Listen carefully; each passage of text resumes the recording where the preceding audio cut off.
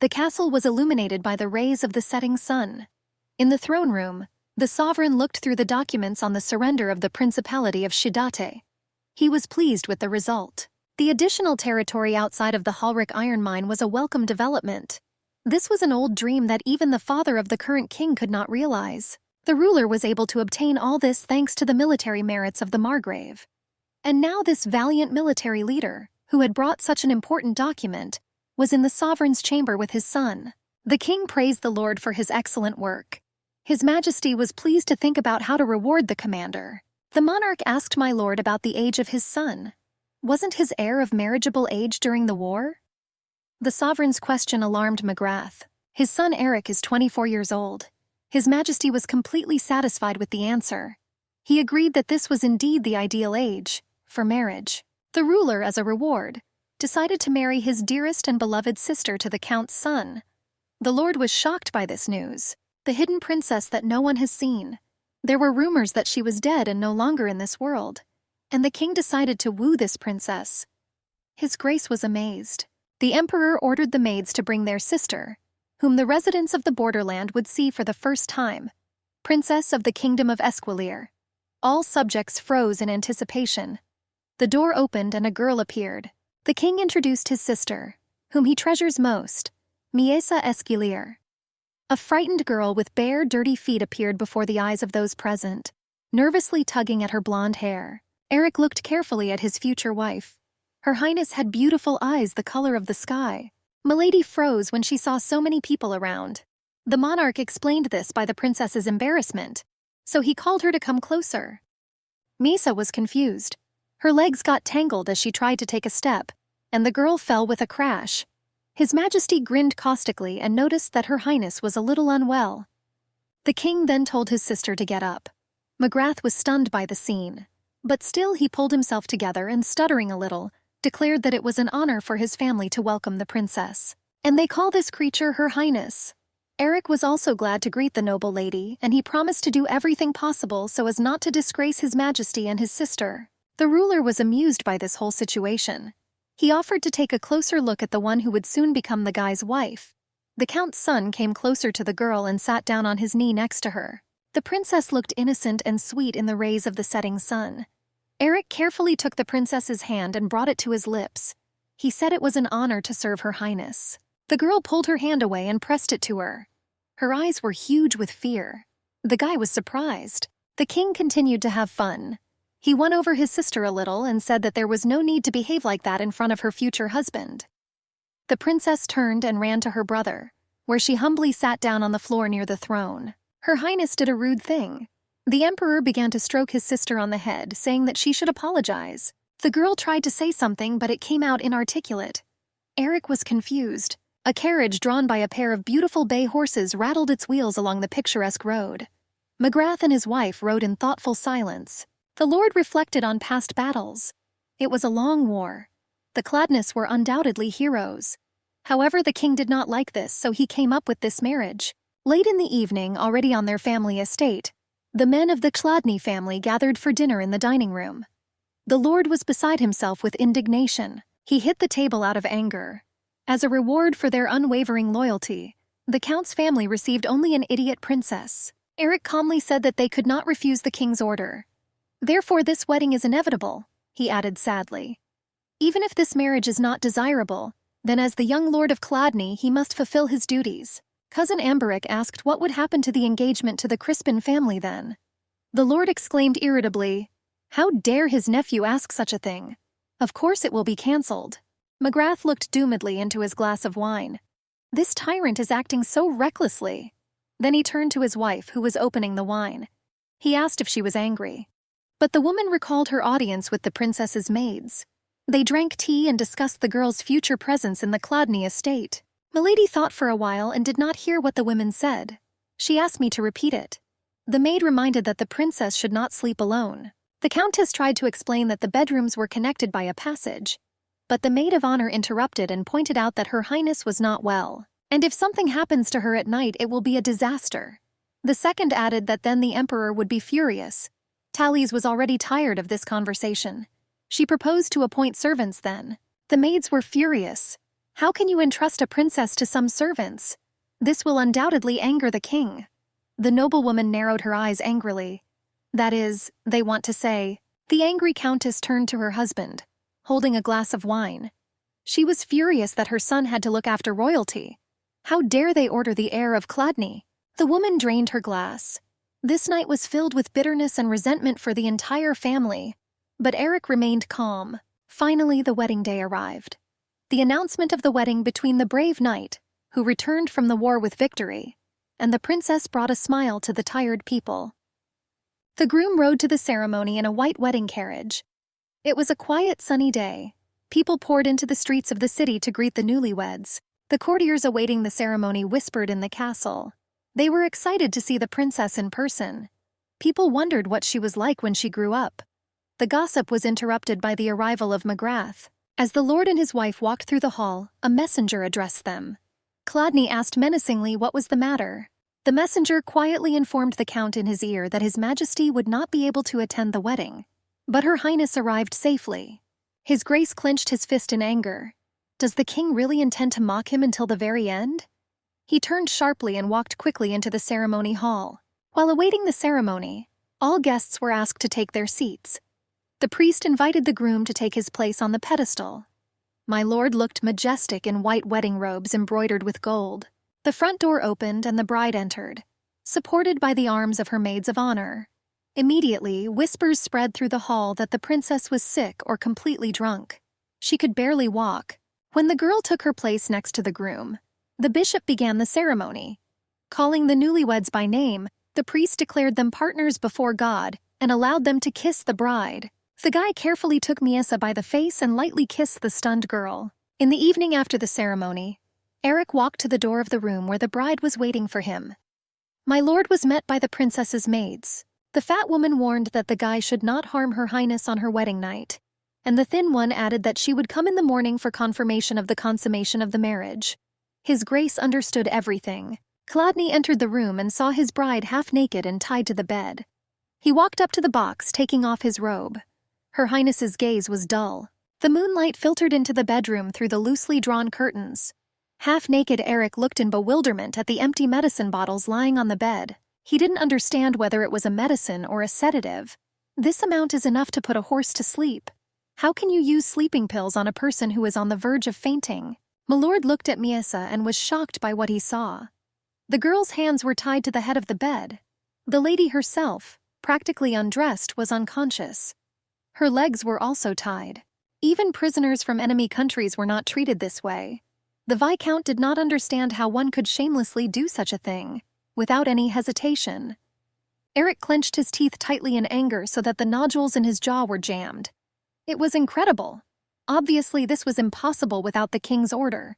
The man sat down on the bed, trying to untie the bride's legs. The room was cool. When he touched Her Highness's feet, he noticed that her body temperature had dropped significantly. His toes had already changed color, and his ankles showed signs of being bound. There was no use asking if the wife was okay, and it is so clear that she is not normal. Eric turned his attention to the tied hands. This must be painful for the princess. He released her hands. The marks of the binding tape were also visible on the wrists. The nobleman carefully took Miesa's hand. He noticed that her fingertips were dark red. It's probably because of the bonds. It will be a problem to leave everything like this. The lord saw only one way out. Chladni stood over the reclining girl. He called her quietly. Then he approached the bed, continuing to speak calmly and explain what he would do so as not to scare the unfortunate woman. His Grace warned that he would crawl under the covers for a while and asked not to be scared. Then he began to talk about himself. He said his name, said how old he was, and that he had no brothers. The man then continued to talk about his younger sister who died in an accident many years ago. Afterwards, that during the war he lived in the Principality of Shidate. Eric carefully wrapped his wife in a blanket. He explained that today was their wedding. The girl was completely indifferent. She just lay there with half-open, dull eyes and looked at one point. Milord didn't know how much she understood, but it was still better to explain the current situation to her. He took the princess's hand in his and began to gently stretch her fingers. The Viscount began to explain that winter abroad is quite cold, and frostbite begins from the tips of the fingers. It is very important that blood circulates normally throughout the body. The princess fell asleep. His lordship suggested that his wife felt better because her complexion had returned to normal. Perhaps after sleep she will recover. Chladni carefully rose from the bed. Now he needs to create proof of his wedding night. The man looked around, wondering what to do best. The next morning, the Viscount stood before the ladies-in-waiting with bloody sheets. This was proof of sacred marriage. The maids looked askance at each other but promised to convey the testimony to the bishop. One of the maids noticed that it was time to change Miesa's clothes. Eric stopped at the door. He asked to do it later since the princess had not yet woken up. The women understood and left with the intention of giving Her Highness a rest. My lord remained in the room and looked thoughtfully into the distance. Suddenly he heard strange sounds, similar to splashing. His Grace looked around and saw that his wife, sitting on the floor, was chewing the collar of his coat. He shouted that it was not edible and tried to stop her. "It looks like Her Highness is hungry." Chladni looked around and saw croissants on the table. He quickly took one of them and offered it to the princess instead of outerwear. The girl raised her head and quickly grabbed the bun. Eric watched with interest as his wife greedily devoured the pastries. He was glad she liked it. By evening, the Viscount and his wife returned to the family estate. Her Highness was accompanied by her maids of honor. McGrath and his household went out to meet a relative. His Grace said that he had brought the princess. The father was not very inspired. He did not understand why everything ended like that. But he suggested that his son first take a break from the road. Suddenly the maids screamed. Eric's wife tried to climb the bear monument that stood in the central part of the yard. Everyone rushed to her. The maid asked to come down because it was dangerous. His Grace picked up his wife and lifted her from the pedestal. He explained to her that it was impossible to climb there. McGrath just clicked his tongue in frustration and left. The Viscount wanted to carry his missus into the house in his arms. But one of the maids of honor asked to hand the princess over to her. The man replied that he was fine. He noticed that the women were also tired from the long trip, so after they unpacked their luggage, they could retire. The maids chuckled maliciously and said that in that case they would go. On the way to the house, Eric turned to the butler. He asked that the princess be taken care of with caution, since she was unwell and today became a member of the Count's family. The majordomo promised to look after Her Highness. The Countess watched with disapproval as her son and his wife and servants departed. A little later, the whole family gathered in the dining room for a meal. Miesa was also present at the table, and her servant stood next to her. Eric told the women that he would take care of his wife and they could go and rest. But the ladies-in-waiting objected. They said they were fine and that my lady could be a real hassle while eating. The young husband thought about it. He asked if there was any food that the princess did not like. The maids replied that the girl could eat anything. The Viscount forged a piece of meat with a fork and offered it to his wife to eat. Miesa accepted the offered food and began to chew. Then she simply spat out this chewed lump right in her husband's face. After that, the girl started screaming, grabbed the plate and threw it, spilling all the food. Eric tried to calm his wife, but Her Highness flew into a frenzy. The maids giggled on the sidelines, and the man tried to find out what had happened. He asked if maybe she didn't like the food. His Grace held the princess. He turned to the ladies-in-waiting with a request to put his wife in order. The women responded with readiness. When the girl was taken away, young Chladni returned wearily to the table. McGrath was angry at the performance. He showed the sign of the cross with his fingers. What did it mean if there was a need to keep her alive? The Countess replied, also in sign language, that if they killed her, then their whole family would also die. Eric hung his head sadly. In the kingdom of Esquilier, there are 3 families called pillars. The first family is the Salakes. They are responsible for the internal stability of the kingdom. Their coat of arms is with a snake. The second family is Crispin. She is responsible for internal security. Their coat of arms is with a deer. The third family is the Chladni family, which is responsible for external security. Their coat of arms is with a bear. Each of these families had a huge impact on the army and defense of the kingdom. The previous King Escalera had 3 consorts from different families. The first queen is the daughter of the Duke of Salakais. She bore him the Prince Tyrant Mermalik II. He did not fulfill his royal duties and became a tyrant. Under the pretext of restoring power, the Salakais family was destroyed by his own hands. Not satisfied with this, he began to oppress the other 2 clans. The 2 remaining families could no longer tolerate the king's oppression. They arranged a secret succession treaty and planned an uprising immediately after the end of the war. but things didn't go according to plan. The Chladni family achieved undeniable success in this war and received the sympathy of a people tired of tyranny. The king could not ignore this situation, and therefore married Eric to his sister. After the princess's seizure at the table, the family continued their meal. The Margrave slammed his fist on the table in anger. She's out of her mind and doesn't even know how to behave at the table.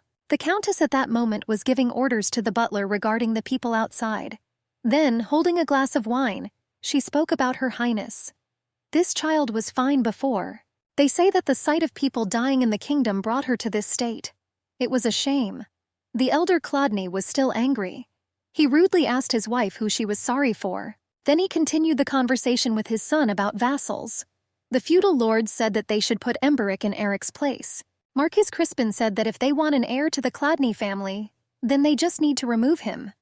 The lord asked his lordship if he understood what this meant. That because of this crazy girl, Eric's position is in danger. The Viscount thought for a moment. The father continued further. Grand Duke Hegale has not yet made up his mind. He's such a weakling. Probably his lordship, along with his manhood and his brain, was removed. My lord is the king's cousin and the only living member of the royal family other than the princess. It was necessary for the coup d'état to be recognized as legal. The lord became crippled due to an accident and is unable to have children. His life is close to solitude. Chladni cursed and hit the table, almost knocking over his glass of wine. The father was angry that nothing was going according to plan. The count became nervous and left the dining room. Pouring a glass of wine, Taliesa asked her son what he thought about the unification of the two families. Eric replied that this was impossible from the very beginning. When the king's eyes are open, there is no need to attract attention and arrange a wedding. Without a clear successor to the throne, convincing the nobility could take years. The marquise's daughter cannot remain unmarried for a long time. The countess thought about it. It seems that due to the long time on the battlefield, the husband's political instincts have become dull. In a situation that is absolutely understandable even to a young man, he proposes to kill this child. The Viscount, taking a sip of wine, noted that first he needed to assess the situation. Milady stated that this was all about her son. It's good when the maids don't criticize him, but this girl... Taliesa asked Eric not to become attached to the princess. Male sympathy is superficial and the lady does not think that her son is any different. If you have to pay for this kindness, then it is better not to show it at all. The countess thought for a moment and asked not to torture this poor child. Late in the evening, the Viscount walked along the corridors of the castle. He wondered if his mother also wanted to get rid of the princess. The image of the fragile and defenseless Miesa on her wedding night appeared before him. His lordship's thoughts were interrupted by a cry from behind the slightly open door. He listened. A female voice loudly commanded not to hesitate and quickly go to bed. The second voice echoed and hurried. It was the ladies-in-waiting talking. Tolstaya did not understand what was wrong with the princess today. She couldn't calm her down. The thin one answered her that the lady probably ate a lot today, so she has a lot of strength. They then began to discuss the count's family's expressions during the girl's attack. It amused the women. It was incredible. The Viscount entered the room. He heard a few words in front of the door. His Grace told the maids that they had worked hard, and now he himself would take care of his wife. Eric couldn't imagine how Miesa had been treated thus far. He released the women for today. They frowned with displeasure and said that they would come tomorrow morning to wake up Her Highness. The man stood in the middle of the room and looked at the girl sitting calmly on the bed. She slowly combed her fingers through her long blonde hair. His lordship thought his wife was in a good mood. The heir sat down next to him on the bed. He calmly began to talk to the princess and tell him that she was now in the capital's Chladni estate. Now Her Highness will travel back and forth between this estate and Chladni territory. The husband hoped that his wife would like it. When Eric arrived, it seemed to him that their eyes met. But Miesa quickly lost interest. Then His Grace noticed that the girl's feet were bare again, and her dress was from yesterday. He was surprised and cursed. Doesn't his wife have other clothes? This one looks like a prison uniform. The princess turned her attention to the man. She looked at him with her huge blue eyes. Her Highness was quite nice. Then the wife reached a little towards the Viscount, muttered something and spat in his face. Eric stepped back in surprise. He began to wipe his face and calmly told his wife that he shouldn't spit in people's faces. His Grace gently stroked the girl's back. He suggested that she rest. and when he finished with work he would also go to bed. And before finally leaving, the husband asked to call him if you needed anything. Seriously, what was he thinking? The princess looked thoughtfully after her husband. In the dead of night, the room was illuminated only by moonlight. Eric was sleeping on the bed next to his wife. Suddenly, a flash of lightning cut through the clear sky. Miesa opened her eyes, glowing with an unnatural light. The next morning turned out to be surprisingly sunny and bright. Only the Viscount and his wife had breakfast in the dining room. Several servants stood nearby in support. Eric tried to feed the princess and had a casual conversation. He asked how Miesa slept last night. Perhaps it was uncomfortable because the bed was different. The girl was gnawing on a whole loaf of bread and did not react at all to her husband's words. The man was holding a spoon of soup. He noticed that his wife's complexion was worse than usual, although she looked normal before going to bed. His Grace once again tried to feed the girl some stew. He kindly suggested that we eat the liquid, even if we have no appetite, just to gain strength. Suddenly, Her Highness slammed her hand into the plate, splashing some of the soup. Then, taking into her fist everything that came from the food, she put it in her mouth and began to lick her fingers. The Viscount was somewhat discouraged. After the princess arrived at the mansion, several days passed at a frantic pace. After the young master's wedding, the environment in the manor inexorably changed. The warriors' morning training was in full swing when Eric appeared on the parade ground. The men all welcomed their captain back. It seemed like everyone had something to say.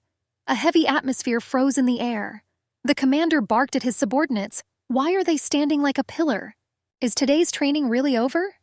The soldiers unanimously answered that no, and actively continued to practice with swords. The Viscount watched his soldiers train. No one dared to express their displeasure to Eric. He always looked calm and unshakable.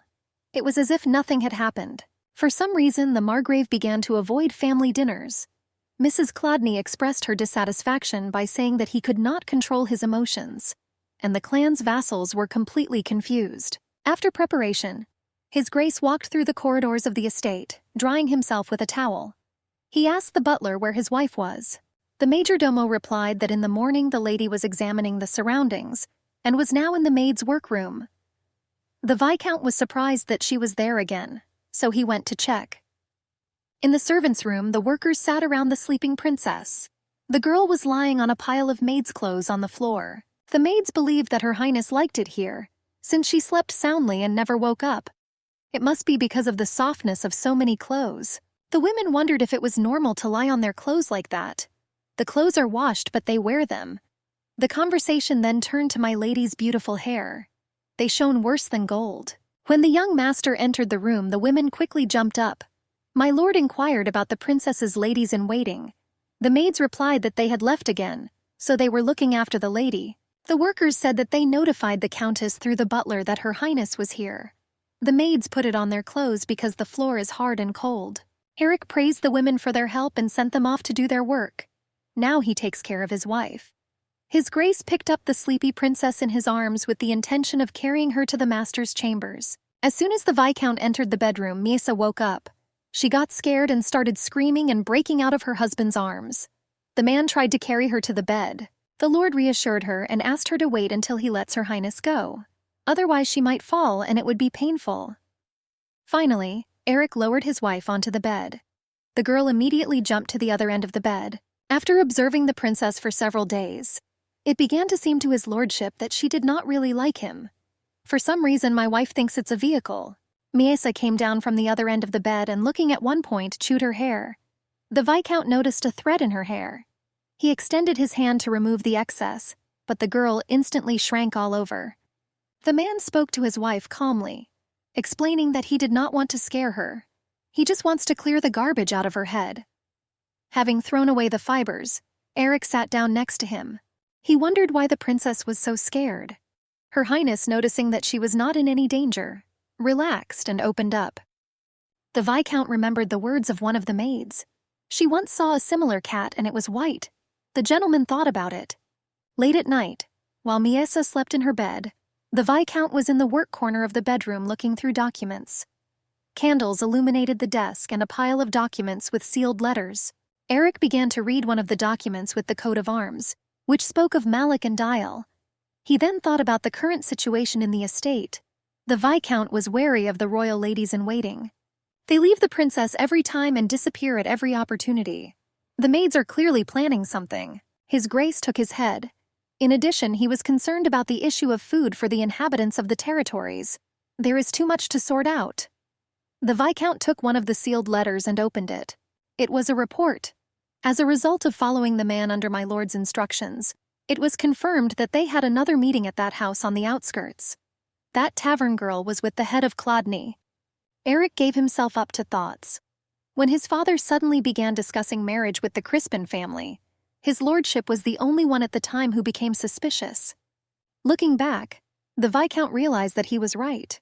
For the knights and vassals, Clodney's proposal did not seem like a bad idea.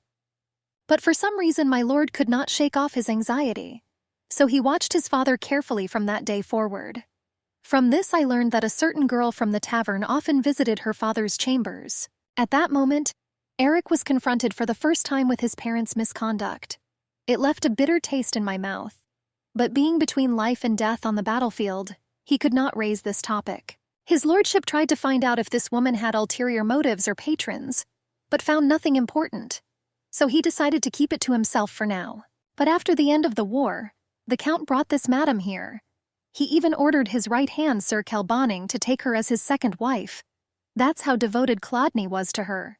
The young master had no choice but to discreetly inform his mother by sending the evidence by letter. And in today's answer from the maid Adele, he learned that the Countess did not want to hear about it.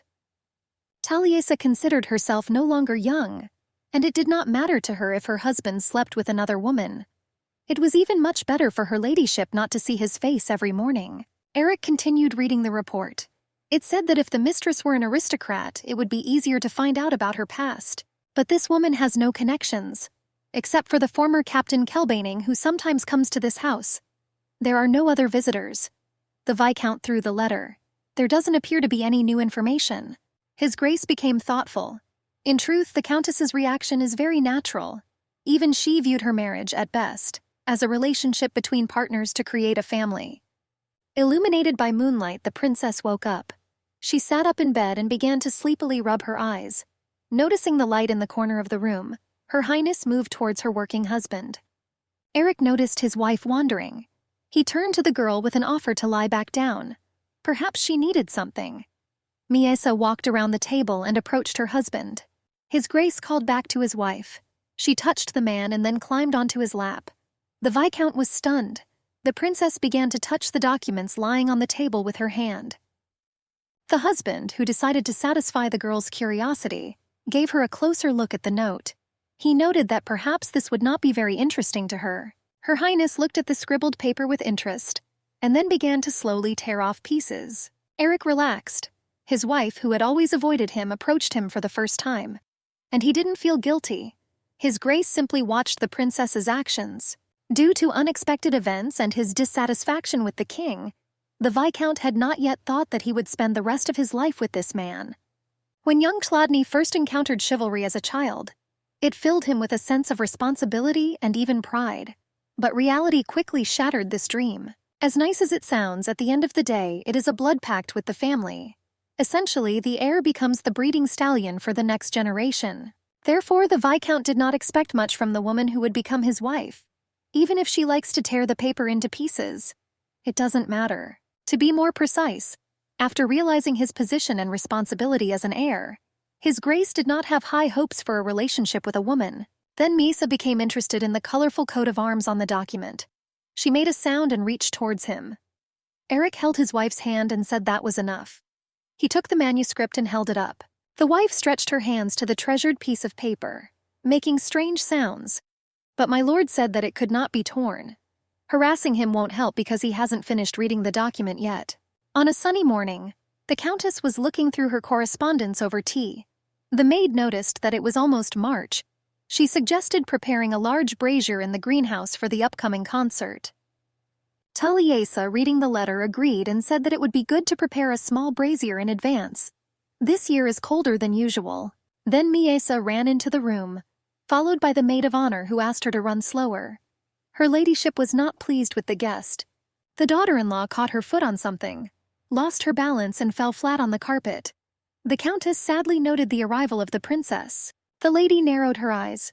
How unusual. As a rule, Her Highness stays with the maids, but today she came to her mother-in-law. Adele exclaimed as my lady called her daughter-in-law princess as if she were a stranger. Taliesa did not focus on this. She still didn't know how to address her.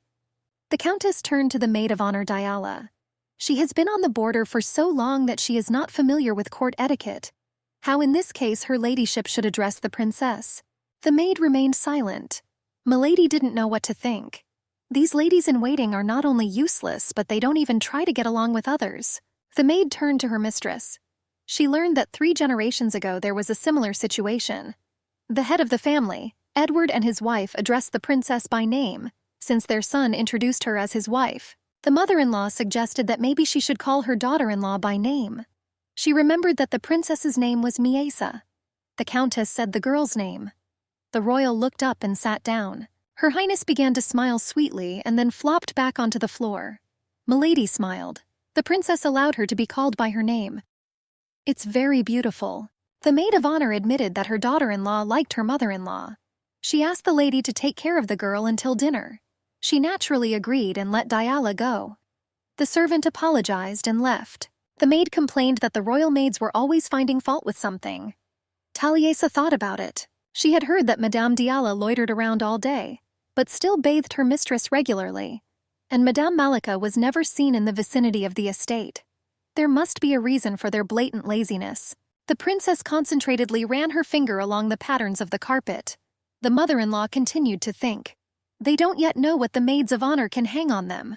And this is what worries me the most. My head hurt. The countess called her maid and asked her to bring medicine for her headache. It should be in her bedroom. Adele sent a maid. When the servant brought a tray with medicines and tea, the maid asked whether it was the right medicine. The worker confirmed. Yes, this is what is by the bed. Miesa sat at my lady's feet. Adele brought the tray into the room and placed it on the sofa table. She was surprised to see that the lady allowed her daughter-in-law to lie down on her lap. The maid asked if the lady was okay as she was still holding her head. The maid suggested calling a doctor if the pain was too severe. Taliesa was interested in Her Highness's age. There were rumors that the girl was about 20 years old. The chambermaid confirmed. Her ladyship had heard that at a young age, the princess witnessed more than half of the royal family being killed. It must have been so painful that it could drive you crazy. The lady affectionately stroked the royal person on the head. Even now this poor thing is being used left and right. Adele tried to contact the hostess, but she continued to talk. She called Miesa a beautiful child. Her features and eye color are very attractive. Milady asked the maid to make sure the child was eating well. When the princess raised her head and looked at her mother-in-law, she could see the color of her eyes. After all, she has a crow's nest on her head, because of which her face is normally not visible. Come to think of it, Her Highness's eye color seems familiar. The countess decided that she needed to cut her daughter-in-law's nails and comb her hair. The maid thought that perhaps the lady remembers her dead daughter when she looks at the princess. Eric was looking for his wife. The servant informed him that Her Highness had spent the entire morning with Lady Chladni. The man became interested and went to his mother's living room. Voices could be heard from behind the slightly open door. Miesa was lying on the sofa and women were busy around her. The maid offered to cut the girl's nails, but Taliesa did not agree. She thought that it would be better for her to finish it herself, since she had already started. Milady held her daughter-in-law's foot and carefully trimmed her nails with scissors. In addition, sudden touches could frighten the princess. Adele tried to object. Entering the room, the Viscount found women doing this. He was surprised and asked what they were doing. The mother held his wife's leg with one hand, and in the other there were scissors. His Grace once again asked what was going on. As soon as he entered the living room, he immediately felt that something was wrong. The countess became embarrassed. She reported that she trimmed Miesa's nails. It seemed to her ladyship that the girl was uncomfortable while walking. Eric was very surprised. His mother was cutting someone's nails. It's unusual for her to care about someone like this. Normally she might feel a little affection, but cutting her nails is unheard of. Even with her own son, Madame Chladni was always rational. But now the countess looks at the princess with a tenderness that is hard to believe. This expression on the mother's face was exclusively for one person, for little sister Rosie. Perhaps the woman is projecting memories of her daughter onto her daughter-in-law. Eric moved closer to the ladies. He asked for scissors so he could finish the procedure himself. Taliesa said that everything was fine and she would finish it herself. But the son was persistent and took the scissors. He doubted whether he could leave things as they were or whether he needed to intervene. The reason for his growing anxiety was the haunting memory of his parents' behavior on the day of Rosie's death. The Viscount took his wife's foot in his hand and began to carefully trim the nails. Miesa was calm and well-behaved. Suddenly her face changed. The princess frowned and clenched her robes into fists. Perhaps she felt uncomfortable or scared. Adele was alarmed by the girl's change in mood. She noticed the cookies on the tray out of the corner of her eye and immediately shoved one into Her Highness's mouth. The royal person immediately calmed down. Everyone was surprised and asked what the maid had done. The woman replied that she noticed that the princess felt uncomfortable. When the mistress was combing her daughter-in-law's hair before this, she also caused a commotion. And after the maid gave her some sweets, my lady calmed down. Miesa seems to like sweets. Eric looked at his wife. Taliesa noticed how carefully the girl was eating, how she was biting off pieces. The Viscount agreed that his wife enjoyed sweets. The Countess was glad that she was eating well. In the evening, the young gentleman dined with his wife. He fed her with a spoon and asked her to chew thoroughly and not just swallow. He wondered about his mother's reaction to the princess. The Viscount did not understand what exactly the Countess saw evoked in her memories of her dead daughter. The girl got dirty while eating, and the man wiped her with a towel. Perhaps the eye color is similar to Rosie, but Cousin Amberic also has blue eyes. However, her ladyship never treated him specially. He still didn't understand. The butler brought the fried quail and apologized for the delay in serving the dish. The lord asked to put the plate on the table and dismiss the servant. When the couple dine alone, Miesa behaves calmly. This dish might not be too complicated. Suddenly, Her Highness closed her eyes, covered herself with her hands, and began to hum. The Viscount was surprised. He didn't understand what had happened. She probably felt bad. The princess continued to moo and began pointing to the dish with the quail. My husband asked if he should remove it. The wife squeezed even more. Strangely, the maid said that she had no least favorite food. Eric took the dish from the table and gave it to the servants. The girl immediately relaxed. His Grace was tormented by the question of what was happening. Perhaps the wife had a negative experience with quails. On a sunny spring day, the maids were sewing in the workroom in the attic. Along the way, they kept an eye on the princess. The girl was fiddling with threads of yarn while lying on the floor. One of the maids asked the young mistress to get up from the cold floor, but Her Highness did not react at all to the woman's words. Then the worker brought a blanket and laid it on the floor under the lady. She sat down next to her, telling Miesa to always lie down on a soft cloth. Then she started asking how she was feeling better. Maybe she wanted to sleep or needed to be covered. The workers began to talk about this maid. They didn't understand what she was muttering to herself, and they were sure that the hostess was unlikely to realize it either.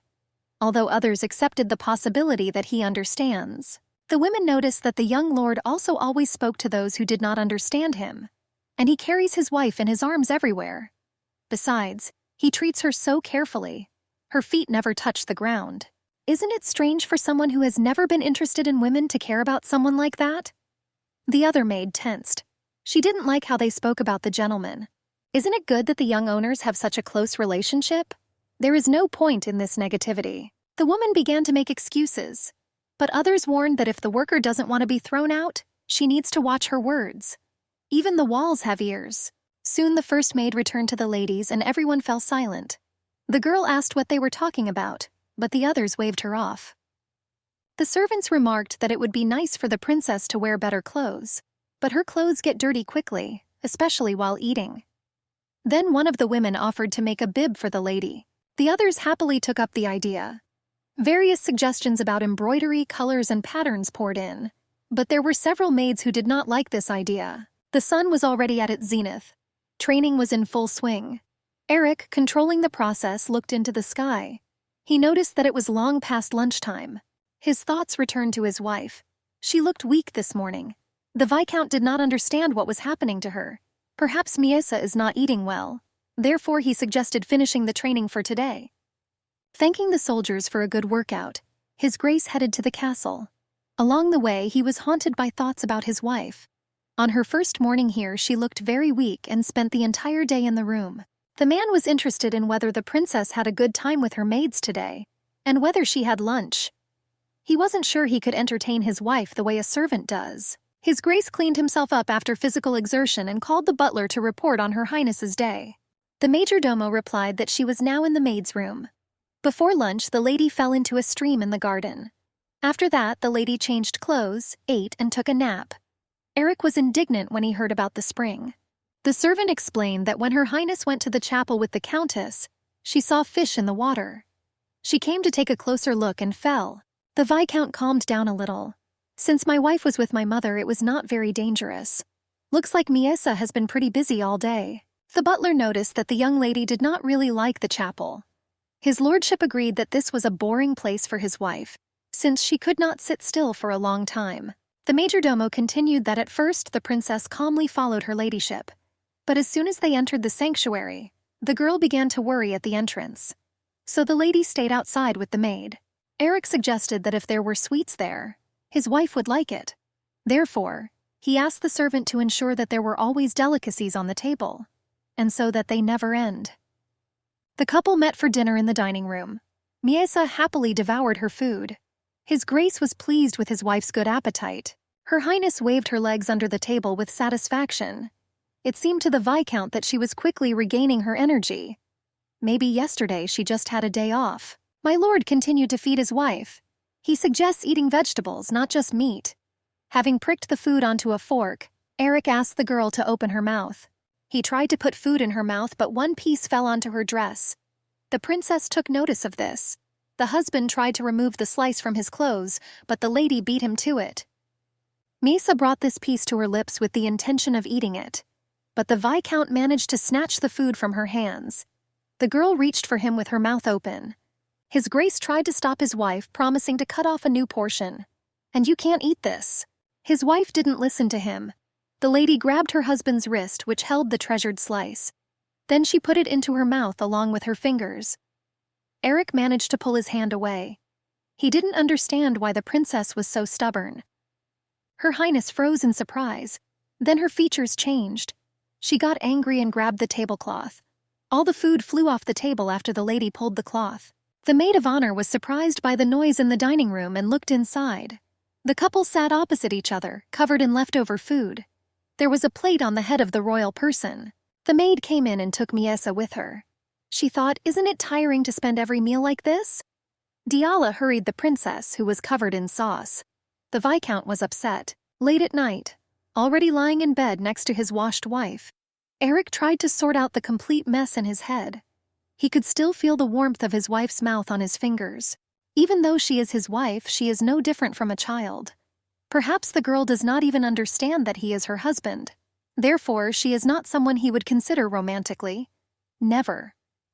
The next day, the newlyweds drank tea with the Countess in her drawing room. Miesa was lying on the sofa with her head in her mother-in-law's lap. Taliesa stroked the girl's hair. Milady's maid stood nearby. Adele reminded the gentleman that there would be a poetry evening this Wednesday.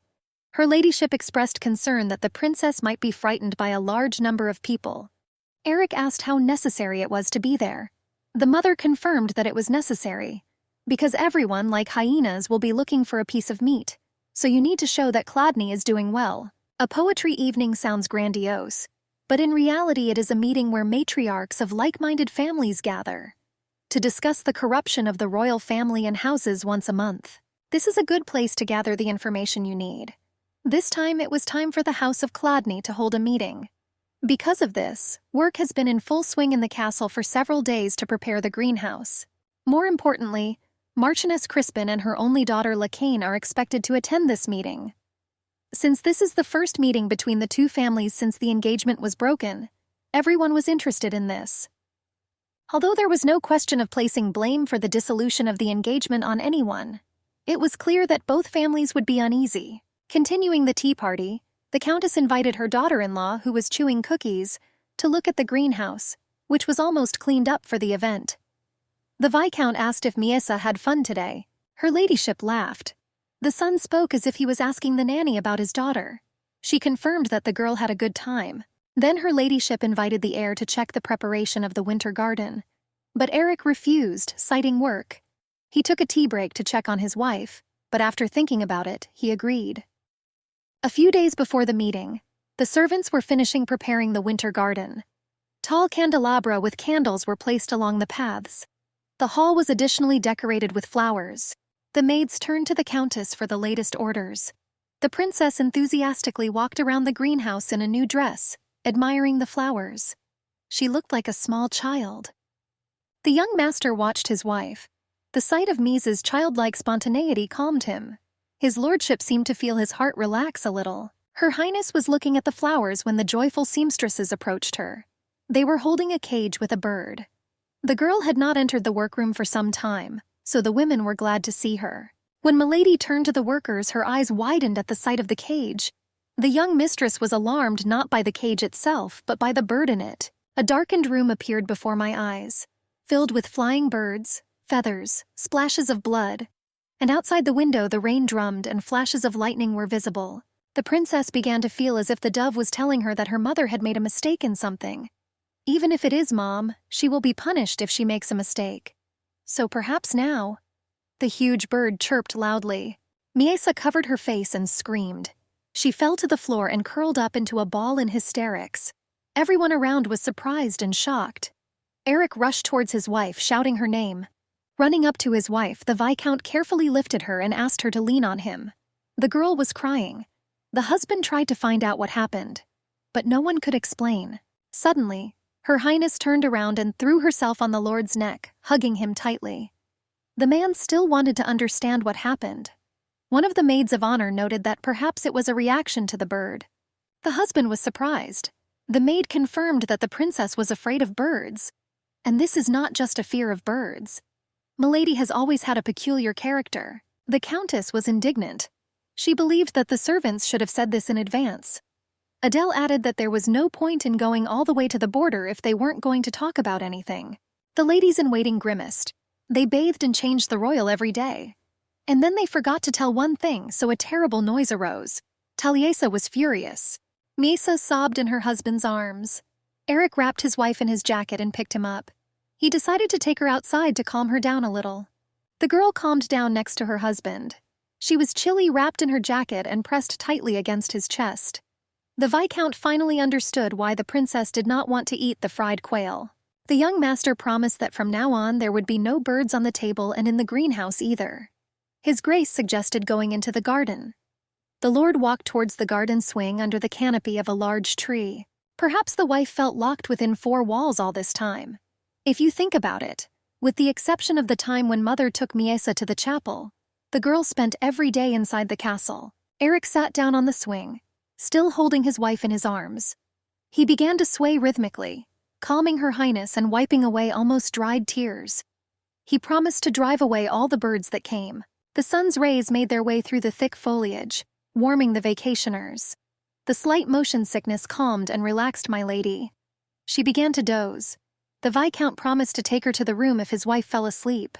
Amberic found such a peaceful picture. He was looking for a relative. The cousin was a little surprised that Eric was walking with his wife and suggested that they were very close. Amberic approached the resting newlyweds. He asked his cousin if his wife was sleeping. The Viscount replied to tell the guy to disappear. The guest leaned on the swing. The relative feigned indignation at the rude answer. Another Clodney clarified that perhaps Eric is afraid that the princess will wake up. And then he added that there were a lot of rumors about the married couple, which had already reached his house. Since the uncle is ingratiating himself with other family members to make his son the heir of the family, the rumors that are spreading outside cannot be taken lightly. The Viscount asked who it was this time. It was one of his Grace's maids, Bina, a redhead from the capital. She was recently hired. Apparently she and another servant with brown hair are telling tall tales everywhere. However, Amberic, who prefers freedom, does not want to be the heir. He has trusted Eric since they fought on the battlefield. Relatives trusted their lives to each other and shared everything. The cousin had long supported the Lord in the fight against his uncle, his father. The Viscount thanked his friend for the information. The guy settled down on the thick grass nearby. The brother replied that there was no need for thanks, since for the last few days he had been having fun at the expense of his cousin. What's more important is what happened to Eric. The young master did not understand what he was talking about. Amberic asked his cousin if he was really smitten with his wife. It is said that his Grace personally trimmed her nails. The husband replied that he could not stand by while mother did all this. The guest became thoughtful. This may be true, but seeing the Viscount today, one gets the feeling that this is not just too much, but too much. The heir clarified what his brother meant. The relative replied that he had heard that the princess's feet did not touch the floor. They say Eric doesn't let her get away with it. The lord objected that it was obvious how difficult it was for her to walk. Moreover, the cousin does not know how Miesa can behave. A man can't drag her around like the maids did today. The cousin did not understand the reason for his brother's behavior. He probably does this for the sake of his family. Based on all practical considerations, I still could not understand the feeling of responsibility and even sympathy. Amberic stood up and began to nervously walk back and forth, reasoning. When he heard the rumors, he simply thought that the relative had decided to put on a brilliant performance to deceive the king. But now there is no one here. Then why go so far? Does the Viscount really want to live with such a woman? Eric asked to shut up. But there was no stopping the cousin. He asked because he had absolutely no idea what his brother was thinking about. Isn't it more logical to get rid of your wife as soon as possible? The heir almost married Lacane until this misfortune came. The lord barked that enough was enough. As long as adopting Miesa into the family benefits them, that's all that matters.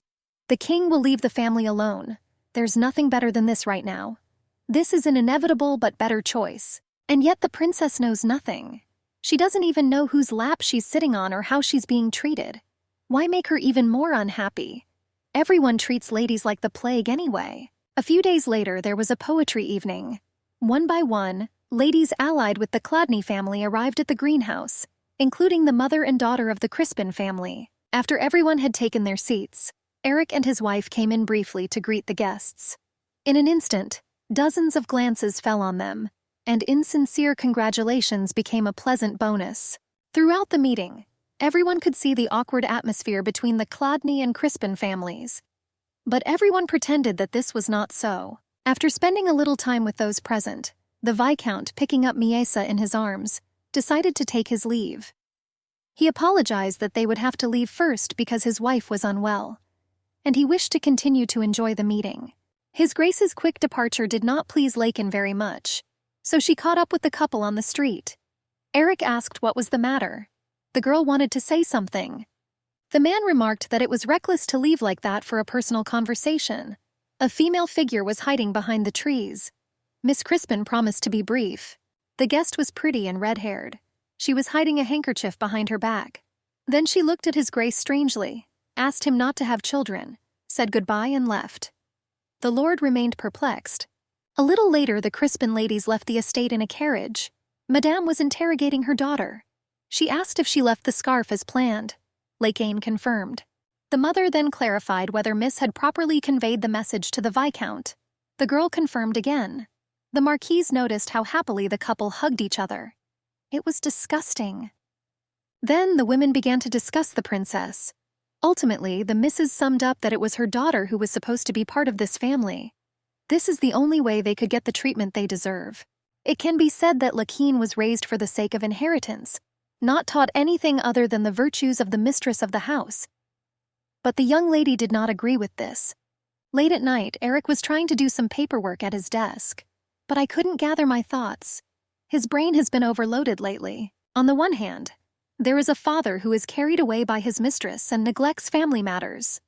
Soon most of the family affairs fell on the shoulders of the heir. On the other hand, food shortages due to a long war, which led to significant human and property losses among the population. If they can survive this summer, the soldiers returning to their fields will reap the harvest and the situation will stabilize. Considering that the Chladni family played a huge role in the recent war, they deserved to be rewarded enough to avoid these problems. However, the king's reward for the family was several minor war trophies, the Halgrich iron mine, donated for the sake of public appearances, and a lonely princess.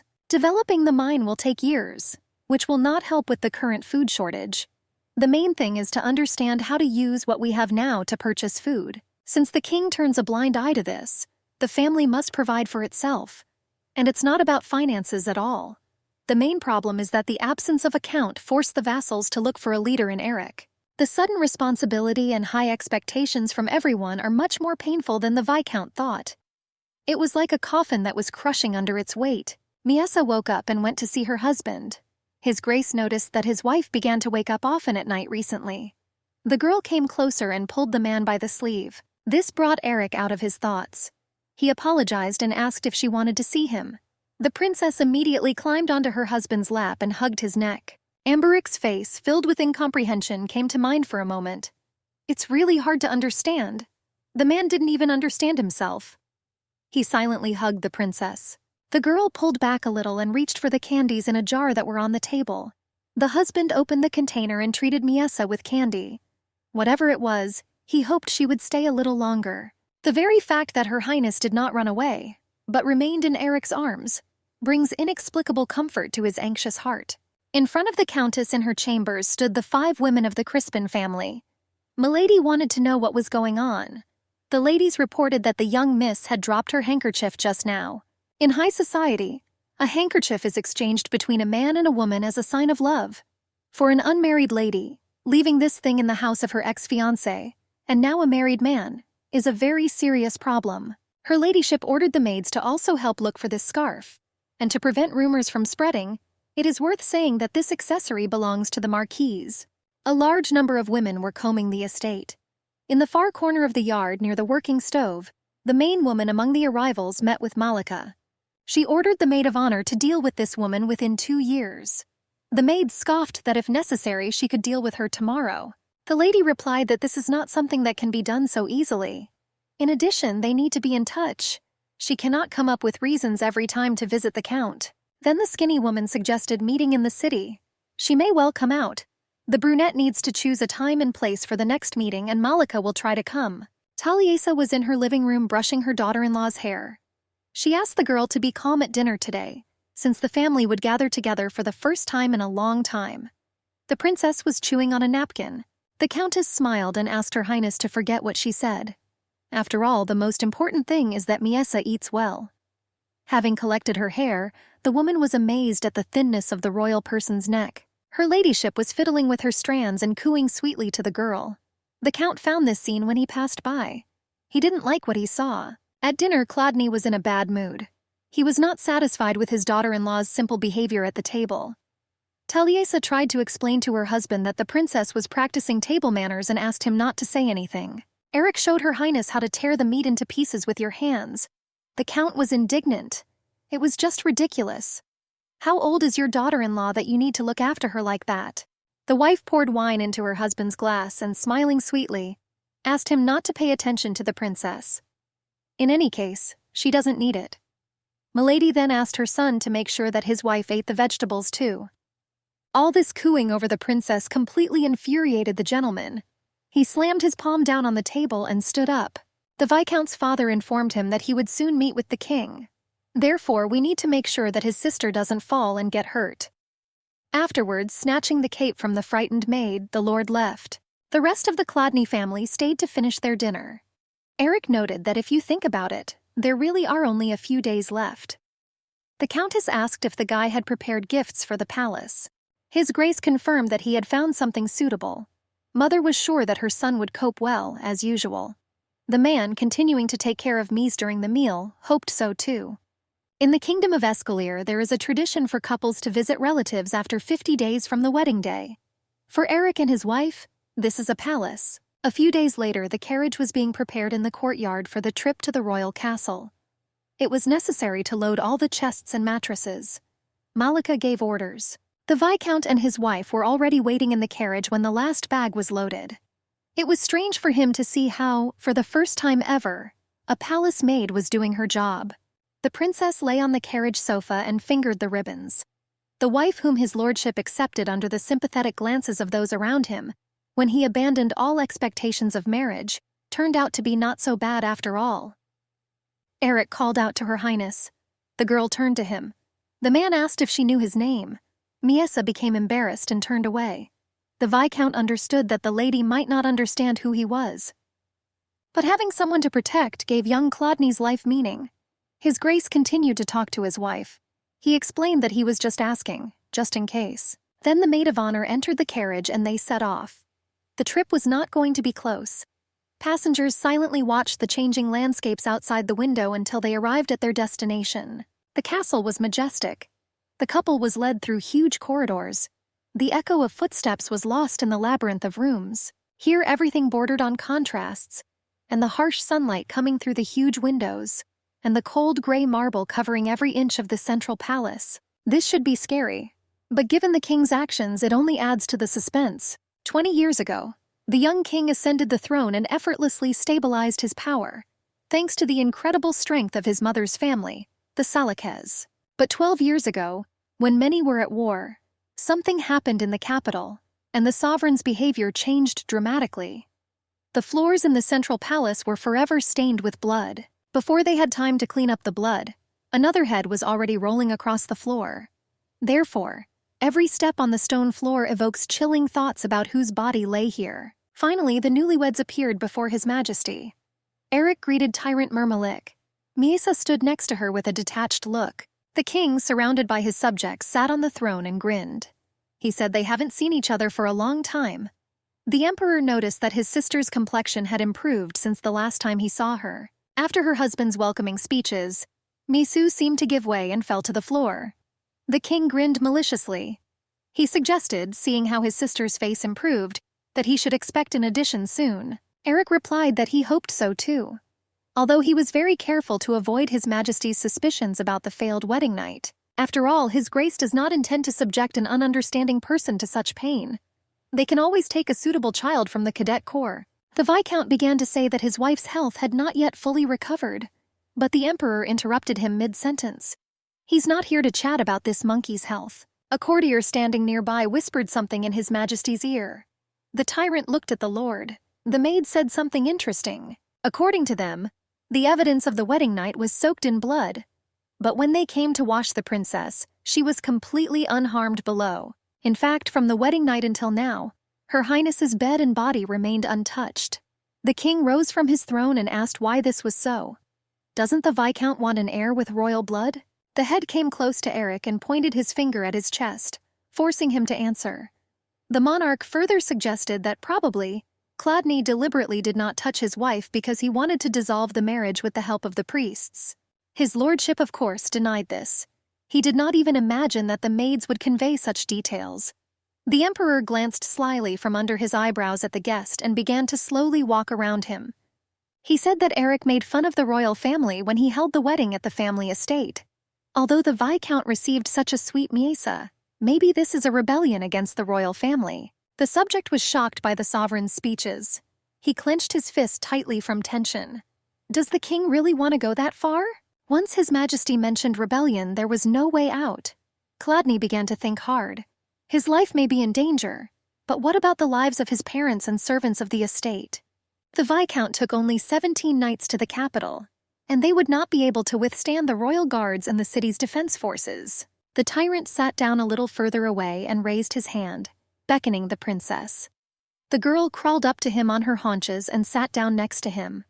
The king began stroking his sister's hair, trying to find out whether her husband had undressed her at night.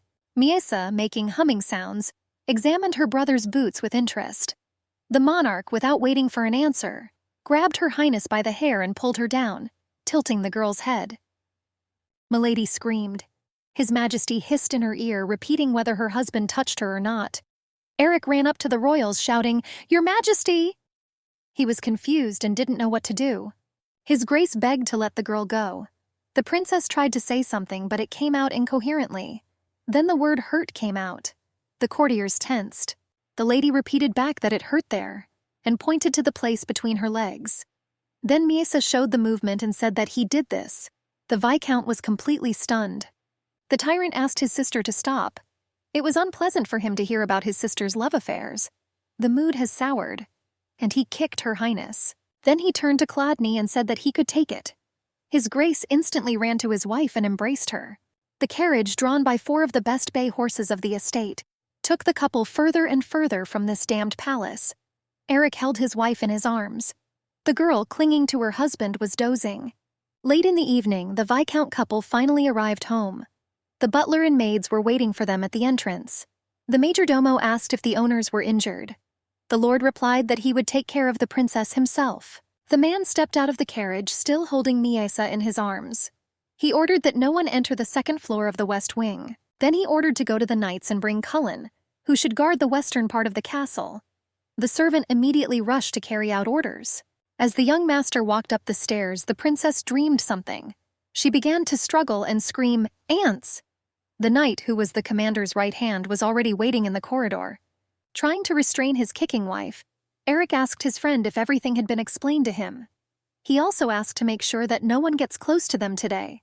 If something happens, immediately inform his grace. Entering the room, the man put his wife on the bed and hovered over her. He said that now no one will hear them. Whether she screams or cries, no one will come. The husband squeezed Miesa's hand and asked if she understood that no one would hear anything. The princess looked at her husband with wide-open eyes. His grace continued that he knew she could talk. Therefore, he asked me to say anything. Her Highness began to laugh. The Viscount laced his fingers with hers. He is very patient. Chladni was trying to find out how long Milady planned to continue to pretend, and whether she planned to continue fooling him if he didn't find out. He wanted to ask something else, but suddenly he heard the word dear. His eyes widened in surprise. Then the wife said, "Just don't pay attention to Miesa. In any case, she doesn't need your attention." Eric looked at the princess. Her face was calm. For a moment he couldn't even believe his ears when he heard the words from his wife's mouth. His grace asked why she had behaved this way before.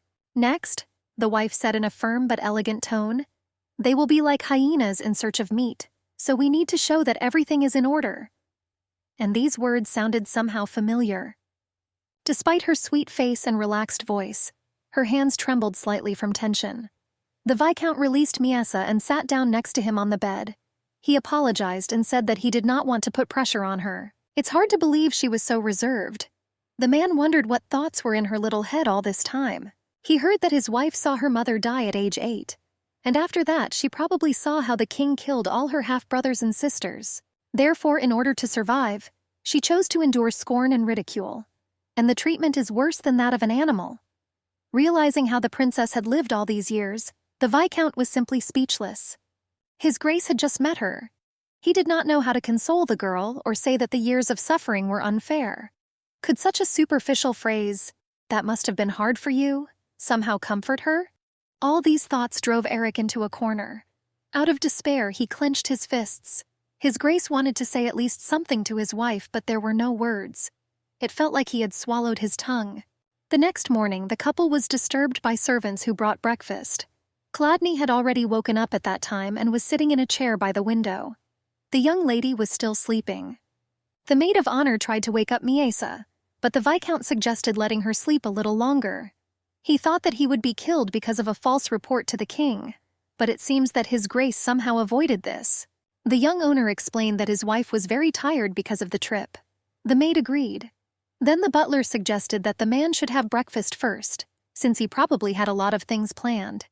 Eric had the feeling that the servants had come to check if the newlyweds had confirmed the marriage later. So perhaps it would be better if they misunderstood it. The Viscount started breakfast. The food eaten alone after a long break was like sand. The princess's to-do list for today: make a mess on the table, tear the clothes left by the black-haired man, pull out a lock of gray hair from the maid. And that's only half the task. Miesa rubbed her bruised forehead after fussing with the maid of honor. This day with medical examinations was difficult, but fortunately, Her Highness managed. And all because of this brunette. What if he tells others her secret? After all, yesterday it seems this man was very angry. Milady clutched her dress nervously. He can also tell his wife's secret in the palace and drive her out of this estate. The princess shook her head negatively at her thoughts. She began to calm herself down. Although the man looked very angry yesterday, he still did not seem like a cruel person. But just in case he tells about Her Highness. The girl turned around and ran to the Countess's chambers. The mother-in-law was busy discussing the affairs of the estate with the butler, but she was glad to see her daughter-in-law. Miesa froze in the middle of the room. Taliesa asked how the princess slept. Then she won over her a little because the lady came alone without servants. It's dangerous. Her Highness rushed to the lady and fell on her lap. The woman began stroking her relative's hair. It seemed to her that her daughter-in-law was still half asleep. The girl relaxed a little and was relieved that this lady was ordinary. The Countess asked the majordomo to continue the report. The servant began talking about repairing the garden fence. Since the hostess suggested using other materials, he has studied the matter and wants to suggest using majo wood, which costs 2 jur for 1 carol. For the garden, you will ultimately need. The princess wondered if importing materials was too expensive for this house. In the palace park, they used wood, which was supplied from the southern islands. It cost 5 times more, 10 jurs for 1 carol. Although she could not judge with knowledge of the matter, since she had only been in the royal palace and the palace of Callias. Meanwhile, the majordomo continued. The Rogerton family's dairy farm recently began producing butter and cheese. It is expensive, but considered to be of high quality, so the servant brought some. Oil costs 20 pesos per case. Madame tasted a piece. The product was really good, so she put some in her daughter-in-law's mouth, inviting her to try it too. Miesa was doing the math in her head, because 20 pesos is so little. The maid said that a bag of flour costs 20 pesos. This means that such a small piece of butter costs as much as a sack of flour. The black-haired man was worried about food for people. If money is tight, then they should buy flour. Taliesa leaned towards her daughter-in-law. She wondered if the girl liked the butter and if she was eating well. She asked to buy 5 cases of butter for her son's wife.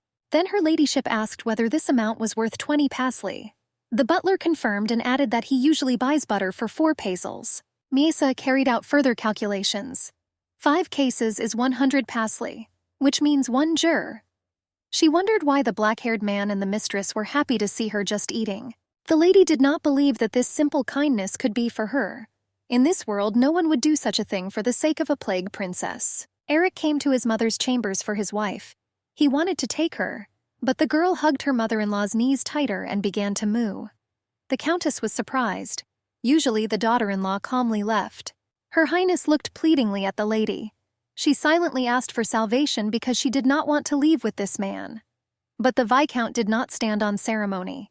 He simply grabbed his wife by the waist and lifted her into his arms. His lordship quietly told the lady that it would be better if she behaved calmly, and he added that he didn't tell anyone about what happened yesterday. In the evening, Eric and his wife had dinner in their chambers. They sat opposite each other at a small table.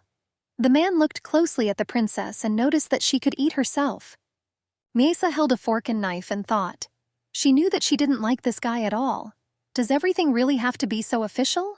The servants in this house are so ineffective.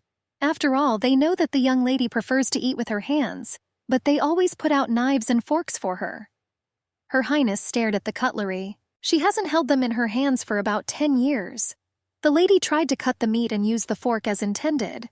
She doesn't have the strength to hold these devices in her hands. The viscount appreciated his wife's attempts and said that she was doing a good job. The girl froze with a fork in her mouth. Strange man. Miesa's mood instantly changed. She threw away the fork and started eating with her hands. The husband looked at her with surprised eyes. The princess licked her fingers. What is wrong with her husband again? Because if the servants come and see the order on the table, they will think wrongly and suspect something.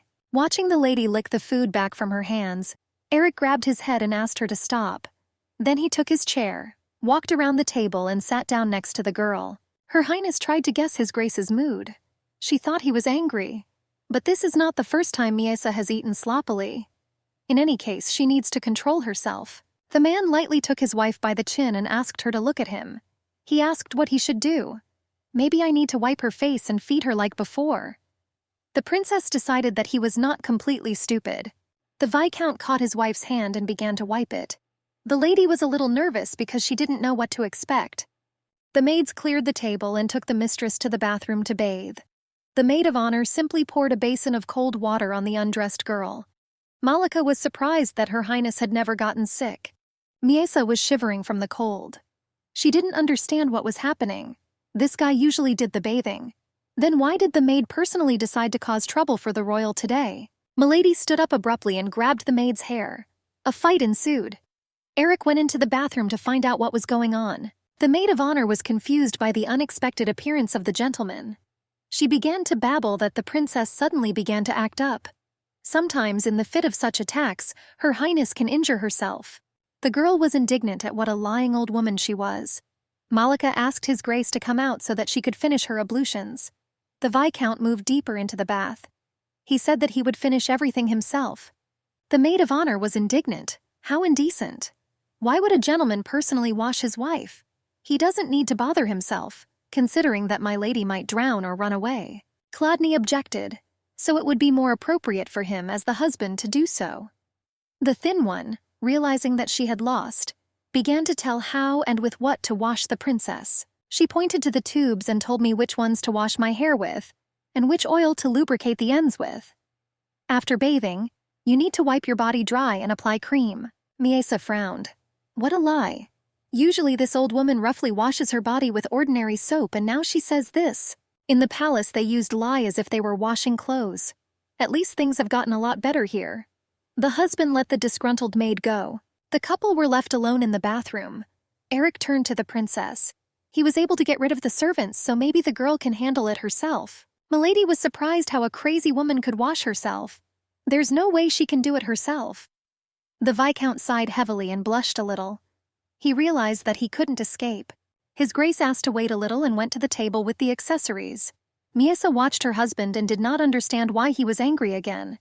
If she continues to get on his nerves, it won't do the lady any good. Therefore, she decided to cooperate with him. The princess stood up and came closer to her husband. After all, one day this man may end the marriage and reveal her secret to the palace.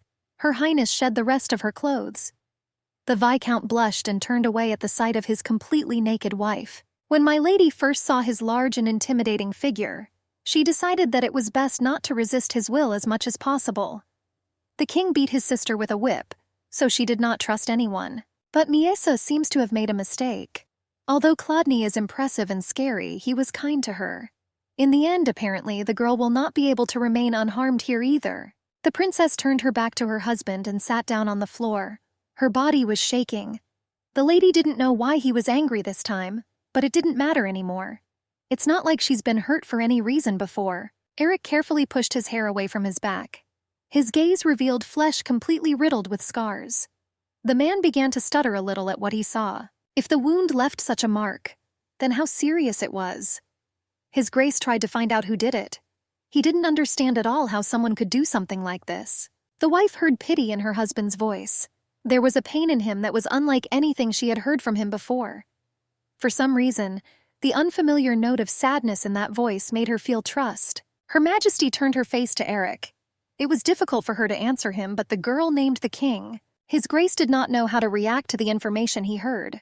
He froze for a moment, then rubbed the bridge of his nose in confusion. Now we need to finish the ablution.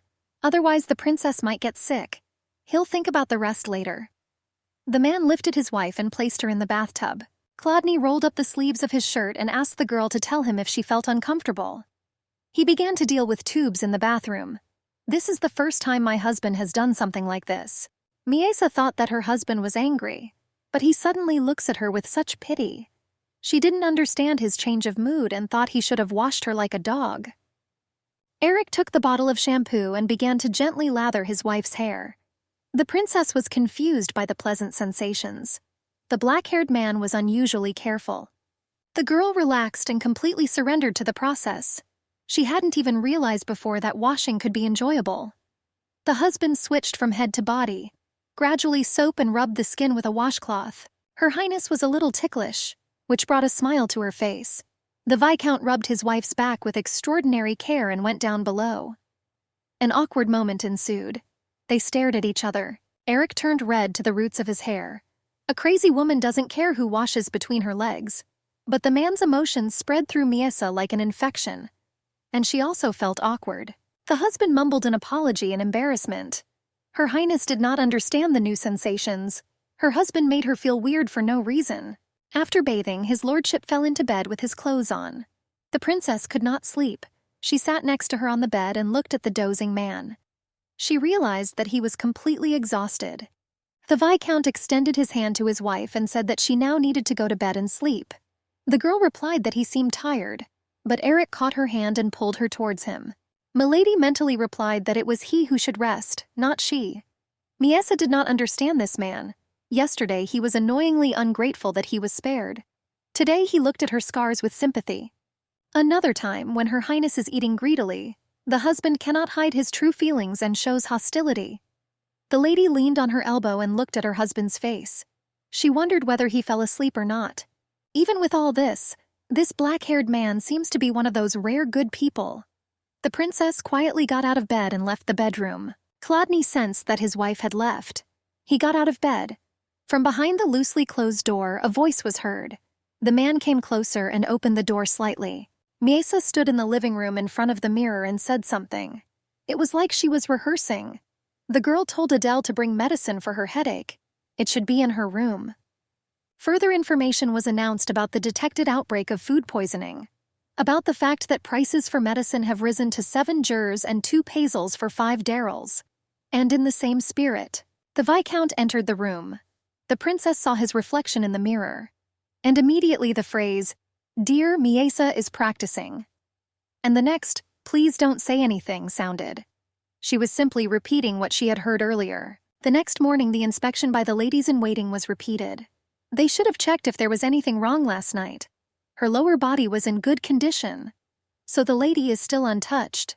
Her Highness usually went through all these frequent procedures without emotion, but today she felt especially dirty, perhaps because of the shame that this black-haired man awakened in her. When Miesa pretended to be crazy, she didn't care whether they pointed fingers at her. But now, when she thought that they would laugh at her true self, the girl felt uneasy. The maids continued to discuss the fact that even the naked body of his wife did not arouse his grace in any way. Malika noted that no one would want to give their seed to something like that. Be that as it may, they were ordered to keep an eye on the princess. The lady at this time was thinking that for some time there had been no bruises or wounds on her body. By now, Her Highness should have either fallen or caused a serious incident that would cause everyone to frown. Already dressed, Miesa walked along the corridors of the estate. She was thinking about how she could get hurt. The girl didn't really want to cause herself severe pain.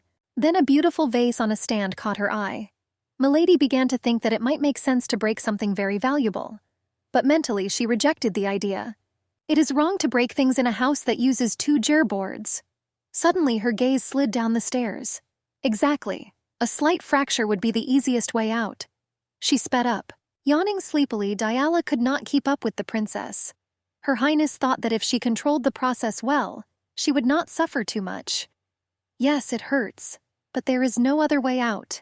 Miesa stepped onto the steps. She closed her eyes and decided to pretend that her legs were weak. Suddenly, the voice of her husband was heard nearby, who said that he could no longer stand aside and watch. Eric managed to catch his wife with one hand. She was surprised when His Grace said that today he would take care of his wife and dismissed the maid. He ruined everything. The girl snorted in annoyance. The Viscount brought his wife to the greenhouse. They sat comfortably on the garden swing. The princess looked around anxiously. Her husband consoled her, saying that he had removed all the birds in this place. Then he asked if the princess really didn't like birds. She confirmed. The husband wanted to know the reason. The girl replied that the birds ate it. The man tried to clarify what exactly they ate. Her Highness frowned. That he drags her here whenever he wants. Eric continued to ask. He wanted to know if there was a place where my lady felt uncomfortable when she spoke. The wife was surprised at the man's clinginess. Chladni reassured his wife, saying that no one would enter the greenhouse, so she can speak calmly. But that was not the point. The princess remained stubbornly silent. The Viscount guessed that it was difficult for her to speak. From my lady's reaction to these words, he realized that he had hit the nail on the head. Miesa speaks well in his head, but when he tries to say it out loud, His Grace continued to speculate. It may have been a long time since Her Highness last spoke to someone. Therefore, she is unfamiliar with speaking words from her head. The girl stared at her husband in amazement and nodded. She's never thought about it and doesn't know how to explain it, but it seems like his words might be true. Eric further developed the idea. This means that when she repeats someone's words, she does a good job. The wife nodded back. The man asked her to try not to nod but to answer with words. After all, at least the princess can give short answers. Miesa sighed heavily. When she sees a serious expression on her husband's face, even if she doesn't want to, for some reason she feels that she must answer. The girl stammered and replied that she understood. And I was scared myself. She even intuitively covered her mouth with her hands. Milady thought her voice sounded strange. His cheeks instantly flushed with embarrassment. Her Highness wondered why this happened again. The husband tried to encourage his wife, saying that the more she practices, the easier it will be for her to speak. His Grace gently took the lady's hand and invited her to watch him communicate. The princess opened her eyes in surprise. Eric directed her hand to his throat and began to explain that the human larynx is located in this place. Then, pressing his fingers a little to her neck, he asked if she felt it. He then made a long, high-pitched A sound and explained that the position of the larynx changes depending on the pitch of the sound. Miesa listened with interest. During silence, the position does not change. A normal voice sounds more pleasant than high-pitched sounds. The girl, with her mouth open, felt changes in her husband's throat. The Viscount explained that he was taught this when his voice was breaking. He suggested she try it. Her Highness put her fingers to her larynx and began to make sounds. His Grace asked if she was beginning to understand. "If my lady wants to say something, then let her try. It could be anything." The wife concentrated and hesitantly asked what a voice break was. Eric laughed. Miesa looked at him angrily. She did not understand why he was laughing. The husband apologized. "It's just a little complicated for the first question." But he immediately began to explain that at a certain age, every person's voice begins to change. This is called voice failure. The man assumed that this was the first time Her Highness had heard about this. Then he asked if the lady had any other questions, or perhaps she wanted to say something. "There's something important." The wife looked seriously at Chladni and asked in the words of the maid that she was still not touched, even after he sent everyone away. Eric didn't understand what she was talking about. The girl looked questioningly at her husband. Did he really not understand? Then she lifted her legs onto the swing and spread them. This is what Her Highness meant. His Grace instantly blushed and quickly brought her knees together. He understood and asked not to do this again. Miesa frowned and asked if they would do it. She was worried that if her husband did not confirm the marriage soon, then she could be returned to the king at any moment. The Viscount replied that he needed a little more time to get to know each other better. Perhaps then he could get rid of the discomfort she spoke of. The princess didn't understand what this guy was thinking, since he was so careless. She looked questioningly at her husband and tried to make out what he meant. Eric suggested walking through the greenhouse. The lady felt that now was not the right time for this, but still, according to the maid, the king ordered observation. So maybe she won't be dragged to the palace today. Her Highness relaxed a little and tried to enjoy the walk. They walked along the paths of the garden and admired the beautiful flowers. The man had been interested in one question for a long time, and finally he asked whether it was true that his wife was uncomfortable walking. Miesa smiled slyly. The Viscount chuckled. She had even fooled him. Although, if you think about it, the princess was fooling everyone from the very beginning. The girl smiled. She managed to perfect such a gait with great difficulty. Her husband asked how she did it. It was difficult to explain to Milady. Chladni understood this, and therefore said that there was no need to explain. The wife extended her hands to Erica. He didn't understand right away, but then he realized that the missus wanted him to carry her. His Grace lifted his wife into his arms and noticed that today she had gone through more than usual. Miesa pressed herself against the man's chest. She thanked God that this black-haired man was much better than she thought. It seemed to Her Highness that this kindness could last forever. The couple finished dinner in their chambers. The princess was still worried about her wedding night. She recalled the day before the wedding. A priestess was invited to explain the ritual of intimacy. As a formality, the woman simply read the correct passage in the scripture in a monotone voice. Everything seemed strange and bizarre, and there was also mention of severe pain below. Her Highness thought of this as a very unpleasant matter. But now it is one of the most important things to strengthen a marriage. Miesa nervously clutched her pillow as she sat on the bed. Ideally, she would like to get closer as soon as possible. But after the conversation, her husband constantly makes excuses and puts it off until later. Eric turned his attention to his worried wife. He asked if his wife wanted to say something. The girl frowned. Even though the Viscount's life was in the king's hands, Milady had the feeling that she was the only one who cared about it. She asked when they would get closer. His Grace asked again. The princess continued to beat herself up. Perhaps the reason why the black-haired man is postponing his wedding night is that he wants to end the marriage. Perhaps all the kindness he showed was a lie, and the husband is just playing for time to get rid of her. The Viscount called his wife by name, but her thoughts were far away. Miesa further suggested that maybe seeing her naked was not enough to arouse her husband. She lowered her eyes sadly. Every time people here are kind to her, disturbing thoughts come to mind. Chladni rose from the table and called out to his wife again. Therefore, the lady wants to confirm their marriage to strengthen this union, because she really likes living here. After all, then she feels like in childhood. Her Highness was brought back to reality by her husband shaking her lightly and calling her name. When she looked up at Eric, he asked if she was feeling bad. His Grace called her several times. The princess, still hugging the pillow, said, "Who would want to give their seed to something like that?" The husband opened his eyes in surprise and asked who dared to say this. The girl lowered her eyes. The Viscount assumed from the shrill voice that it was Madame Malika. The man sat down next to him on the bed. Now he understood what his wife meant, but he was in no hurry to change his decision. They still didn't know anything about each other. The lady thought that her husband was up to no good again. Putting the pillow back, she repeated his words that they could get to know each other first.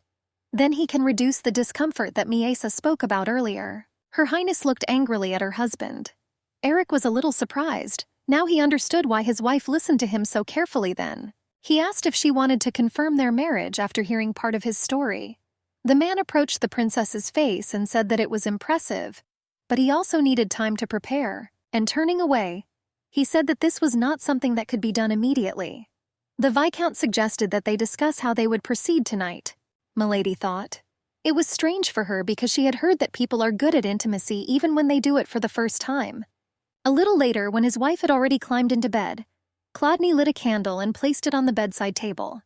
They were about to have a conversation. The man said that there are many difficult issues now, including the maids who came from the palace. In any case, Miesa wants to confirm the marriage, and he wants to get to know her. The husband gently touched the girl's hand and suggested sharing something with each other every night. Her Highness took this as cooperation. His lordship wanted to start with something simple, like what his wife's favorite food was. She replied that it was meat.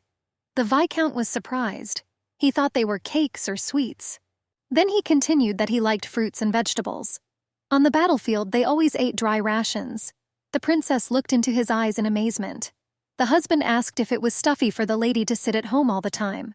The wife did not understand what he meant. What does stuffy home mean? She always lived like this. Miesa closed her eyes and said, "Eric, that's enough." His Grace was surprised to hear the mother's notes in this phrase. The man laughed loudly. His wife was perplexed that he laughed so easily. Chladni explained that he liked the way she called him by name and asked her to say it again. It was easy. Miesa said Eric's name. The Viscount listened carefully, then smiled. He tenderly took the princess's face in his hands and said that she had a pleasant voice. Since Her Highness complied so willingly, her husband decided to show a small gesture of goodwill. He kissed his wife tenderly on the forehead. The girl was covered by an incomprehensible kaleidoscope of sensations. She touched the kissing area with her fingers. For the first time, she felt intensely interested in someone. Perseverance, which from childhood allowed her to deceive people. She fooled even those who had seen many wounded with her gait. It is surprising and absurd that she disguised herself so thoroughly. His Grace looked at his sleeping wife. He was interested in what thoughts were in her little head. The man was sincerely interested in this girl, and he wanted to know more about her. The next morning, Eric was interrupted by screams. When he came after learning about the situation, he found his wife lying in bandages on the bed. Servants stood around and the Countess scolded the ladies in waiting. She asked why they were fussing and pretending to serve. Both maids were clearly nervous. The Viscount was shocked. What is happening has already plunged into chaos. In the morning, the ladies in waiting, as usual, came to the gentleman's room for another medical examination of the princess. Since the sheets were only rumpled on one side, it looked like they weren't touching each other. Malika looked at the girl, but something escaped her attention. She even tried to talk about it with the second maid. But I couldn't determine what had changed recently. Dayala asked if her partner was meeting with that family today. The friend replied that the meeting was tomorrow. The maid of honor was wondering what they would bring this time. The maids began to lift the young mistress to dress. Miesa wondered which family the workers were talking about and what they should bring. For more than a decade, obsessive-compulsive disorder has been raising alarm bells with ever-increasing severity. The maids continued talking. Malika wondered why the 3 pillars of the kingdom were in such a state. The second one didn't know the answer. She was more interested in how long they needed to be here. Dayala thought that all this would not take much time. At this time, the princess thought that if she did nothing today, it would increase suspicion. While the maids were putting the dress on the lady, she continued to pretend to be crazy and giggle stupidly. A little later, 2 estate workers were carrying baskets of laundry along the corridors. They discussed the gift they had prepared for the young lady and really hoped that she would like it. Suddenly, they heard strange sounds. The women tried to figure out what they were hearing. Perhaps it was a scream. Suddenly, screaming loudly, Her Highness rushed towards them at high speed. She ran past them so quickly that the maids' kerchiefs were lifted by the wind, and they didn't even understand what it was. Only a few seconds later, they were able to realize that it was Miesa. The women started shouting for the lady to stop, but the princess realized with lightning speed that this time she could not hesitate, especially with 2 maids as witnesses. She quickly glanced around and decided to head towards the stairs. But there were a lot of servants on the steps, and the girl realized that it wouldn't work there. Therefore, we urgently need to look for another suitable place. The open door gave her a new idea, and my lady went there. There was a balcony opposite the door, and there was no one in the room. The girl quickly climbed onto the railing. There were lush flowers growing under the balcony, so Her Highness, without hesitation, jumped down. She hoped they could soften the fall. All household members gathered around the bed of the injured young housewife. Taliesa scolded the ladies in waiting. She wondered if it was really so difficult to follow someone in such a short period of time. Her ladyship reproached the maids for being idle all day long. But nevertheless, they insist on personally bathing and changing the young lady. Eric entered the room. He leaned towards his lying wife. The scratches on his face were covered with adhesive tape. The girl seemed to be unconscious. The Viscount turned to Gela, a member of the Order of Knights of the Chladni family. He ordered an investigation, and he also thought it would be wise to assign one of the estate's maids to look after his wife from now on. So he asked Adele to escort Madame Malika to the palace. There, report what happened to His Majesty and return. He let all the other servants go. The Countess was sitting in a chair near the bed. She turned to her son. Who would have thought that following the plans of idiots would be so difficult? These fools need to have all their limbs torn off for them to understand. She asked his lordship what he thought about it. The man was nervous because he believed that his mother saw her youngest daughter in his wife. The Viscount remembered the day his sister died. It was the spring before her 10th birthday. It was on this day that Rosie was alone in the forest without a nanny. The girl was walking and picking flowers. The drunken knight was rushing on a horse and could not control the animal. By a coincidence of terrible circumstances, the child got in his way. The day my sister left this world, my mother lost her mind. She executed everyone. The knight responsible for the incident, the groom who betrayed the horse, and even their families, including the elderly and children. The father criticized his wife's actions. Since then, the parents began to move away from each other. And today the Countess seems to have lost her mind again, just like that day. Therefore, right now, it is better for her not to interfere. Eric turned to his mother and said that these were his wife's affairs, and he would sort it out himself. Given her ladyship's anger, this could turn against someone else. Gela came up with a report. Upon examination, it turned out that there was a small bruise on Madame's right wrist. The necessary measures have been taken. Therefore, there should not be any serious problems with Her Highness's mobility. Milady Chladni breathed a sigh of relief. She got up from her chair and told her son that he was right, and she had better go back to her room and cool her head. She finally leaned over to her daughter-in-law and asked His Grace to sort everything out properly. As she left, the Countess added that she was leaving the rest to the young master. He asked to come back later. The knight also wanted to take her leave, but Eric slowed her down a little. He asked if she was sure there were no other serious wounds. The girl added that the lady has several deep scars on her body, but unfortunately they are too old for treatment. That's why she didn't mention them. The Viscount became wary. The doctor immediately waved her hands, claiming that she was not going to tell anyone about this. She never divulged important information. His Grace asked whether the girl had ever made indiscreet remarks while drunk, and he added that it seemed to him that she had little to do lately. Gela tried to justify herself. But the gentleman interrupted and said that starting tomorrow she would report here. He will alert the head maid. The warrior was very surprised. It was quite unexpected. The medic took the suitcase with instruments and tried to say something, but the commander had already released her subordinate.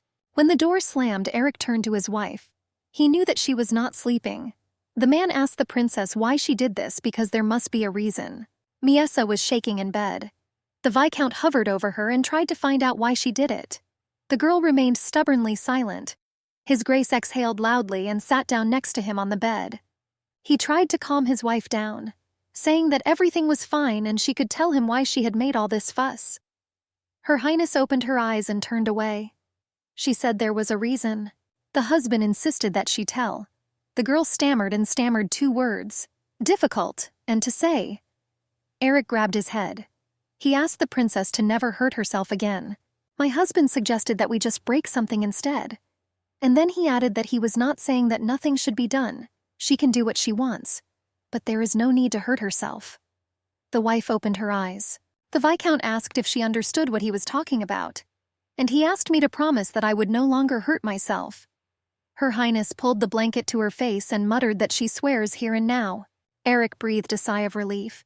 He looked tenderly at his wife and suggested that she rest, and if she was hungry, then she just needed to say. The lady gazed at his lordship. The husband assumed that she wanted to say something. Miesa asked, emphasizing the words, if that girl was her maid. The man smiled. He was surprised that of all things this was what interested her. Chladni said that he was thinking of doing so and clarified that she did not like it. The princess shook her head. It was a relief. After all, they say that she is a student of a famous doctor and is quite good at treating external injuries. Despite her appearance, Gela is quite strong and can handle a couple of wolves, and she is quite cautious. The wife asked how careful she was. The husband chuckled and replied that the knight was not one of those who could be easily bribed. She is a doctor, so she was not caught or tortured. But still, it would be better if the princess pretended for now. Eric then asked if his wife remembered Cullen standing at the door the day they returned from the palace. So now the Viscount plans to assign him to guard the western wing on the 2nd floor. After losing 2 fingers during torture, the warrior now uses his left hand to control his sword. This man is one of the most reliable people his lordship knows. Miesa fidgeted with her fingers nervously, but her husband reassured her and said that he had not told his friend anything about her. In any case, since the princess is injured, the Viscount needs to take a break from work for a while. Her Highness literally blossomed, rejoicing at what she heard. Chladni decided that perhaps it was because he was the only one who knew her secret. He gently smoothed the hair on her head and said that he would leave early in the morning to take care of urgent matters, but would return immediately. The lady's reaction was not long in coming. Eric thought about the fact that his wife often does not hold back in front of him and shows different facial expressions. She is anxious one moment and then quickly relaxes. Or how unexpectedly excited she looks now. Her Highness rose from her pillow and joyfully asked what this meant. A lot of time and a lot of stories. Chladni did not understand, but he saw her expectant gaze. The girl touched her husband's hand. Trying to express her thoughts, the princess uttered a few words. Get closer and mentally prepare. And then she asked if it would be now or tomorrow. The unpredictable actions of his wife always surprise his grace. The man got angry and almost shouted at the girl. He asked how she could talk about such things when she was injured, so that my lady doesn't even think about intimacy until she fully recovers. Miesa did not expect such a reaction. She was even a little scared and frowned. The Viscount realized that he could not take his eyes off her, even when he was angry with his wife. He understood that they were very different. The princess sat upset, a slight blush covering her cheeks. Eric calmed down a little. He asked my lady why she was in such a hurry with this. The girl hesitated, nervously fiddling with her fingers. Then she explained with the king's phrase that he did not touch the princess and wanted to get a divorce from the priests. Then she uttered a phrase from her cousin, which said that she needed to get rid of her as soon as possible. Then came another phrase from his brother, where he mentioned that the Viscount almost married Lacane Crispin. The husband sighed heavily and grabbed his head. All this time, his wife was worried about Amberic's delusions. Eric took his wife by the shoulders, forcing her to look straight into her eyes. He calmly told her that he had absolutely no intention of getting a divorce. They have a long life together ahead of them. Therefore, there is no reason to rush things now, since they hardly know each other. Miesa looked to the side thoughtfully. Her husband noticed this and asked if she was having strange thoughts again. And at the same time, he asked her to simply ask him directly everything that interests or worries her. Chladni will answer any question, because he hides nothing. Come to think of it, at every opportunity the princess sat on his lap and read documents. Her husband showed her confidential data, so he has nothing to hide anymore. Milady lowered her eyes a little guiltily. The Viscount carefully laid his wife on the pillows and asked her to rest, and offered to call the maid if she could not sleep. The girl asked why. Eric was surprised because his wife always spent time in the workshop. She seemed to like it. The princess replied that it was not fun. His Grace asked again. Miesa explained that the kitchen and laundry room are noisy and lively, but in the workshop they work with their hands and it is quiet.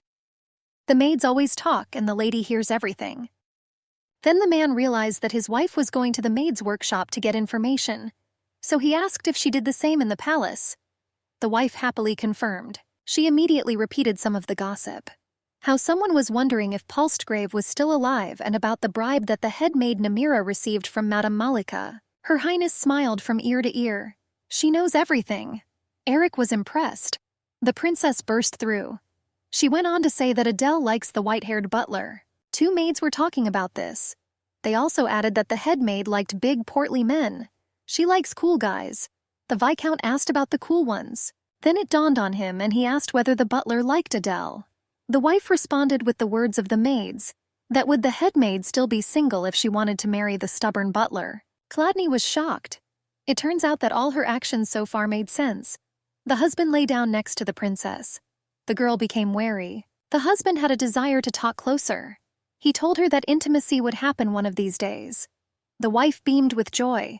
The husband then asked why Madame Malika bribed the head maid named Namira. He assumed that either she was causing trouble or wanted to accompany Her Highness. Miesa was silent, and then turned away altogether. Chladni decided to cheat. He said that his wife needs to answer if they want to get closer. The wife said the word fraudster. The Viscount didn't understand. Then the girl replied that tomorrow there would be a meeting between Malika and the scammer. And she added, 3 pillars of the kingdom. The 3 pillars of the kingdom are the Chladni, Salichez, and Crispin families. The Salichez clan was destroyed several years ago. Then Miesa remembered how Lakeen had caught up with them in the garden, and that someone was hiding behind the trees. Most likely, the pillar with whom the maid of honor meets is Crispin. Her Highness needs to get people on both sides to find out what's going on. She understood that her thoughts were not ridiculous now. But if this man was planning to do something stupid, in that case, what should she do? Eric suddenly kissed his wife on the cheek. The girl instantly blushed. The husband said that this was ingratitude for her answers. In the morning, the Viscount was dressing in the dressing room when he heard loud voices from the bedroom. The maid started a showdown near the princess's bed. Gela, holding a jar of ointment in her hands, was indignant at the absurdity of the maid of honor's statement. She asked Malika in a raised voice if she was in her right mind, since she claimed that the cream could harm her mistress. The thin one objected that how could she know? Perhaps there was poison in this mixture. How dare she suggest this to the princess? The doctor was furious. The girl dipped her fingers in the ointment and put it in her mouth. Yes, how dare she act like she's in charge here? Grimacing a little, Gela swallowed the mixture. Then she shouted to the maid of honor that, look, she is safe. Eric, who entered the bedroom at that moment, suggested that Malika try the cream on herself, since she was so worried about Her Highness. The maid's jaw dropped at such a proposal. The husband approached his wife, who was chewing on the blanket. He gently tucked her hair behind her ear and said he would be back before lunch. And he suggested that we rest until he arrived. Already near the door, the Lord ordered the maids to take good care of Her Highness. Coming out of his chambers, he, frankly speaking, still did not understand Miesa's actions yesterday. Why did she have to harm herself? His Grace walked along the corridor and thought that this incident had given him the opportunity to put pressure on the palace maids. Maybe the wife had this in mind from the very beginning. In any case, to understand her true motives, he first needs to get rid of prying eyes. And after that, step by step, Amberic was indignant in the Viscount's office. He was not impressed by the news that he would need to train knights. The commander asked him to do this for a while. The cousin was angry that Eric made such a decision himself. The brother hit himself in the chest with his fist. He has a lot of things to do. His Grace was surprised that his relative had a job besides running after every skirt. Amberic still wanted to say something, but the elder said that was enough. Then he added that he starts tomorrow.